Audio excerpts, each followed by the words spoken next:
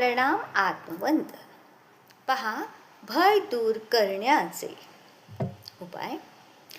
आनंद रामायणात येते की रात्री झोपताना किंवा सकाळी उठल्यानंतर किंवा प्रवासाच्या आरंभी जो व्यक्ती मनुष्य भयभीत होतो किंवा छोट्या छोट्या गोष्टींना सतत घाबरतो त्यांनी तर हा नक्की उपाय करा. रात्री झोपताना करा, सकाळी उठल्यानंतर करा आणि घरातून बाहेर कुठेही जाताना करा.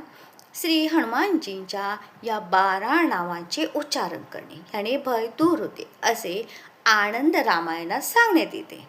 एक आहे हनुमान, अंजनीपुत्र म्हणजेच अंजनीसूत, वायुपुत्र, महाबली, रामेष्ट अर्थात श्रीरामाचे प्रिय, फाल्गुन सखा, अर्जुनाचे मित्र, पिंगाक्ष म्हणजे भोऱ्या डोळ्यांचे, अमित विक्रम, अनंत बलशाली, उदतीक्रमण म्हणजे समुद्राला पार करणारे किंवा ओलांडून जाणारे, सीता शोक विनाशन, लक्ष्मण प्राणदाता, दश ग्रीव दर्पहा अर्थात रावणाचा गर्व दूर करणारे.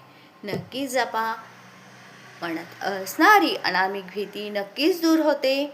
हा उपाय आनंद रामायणामध्ये सांगण्यात आलेले. जय सद्गुरू.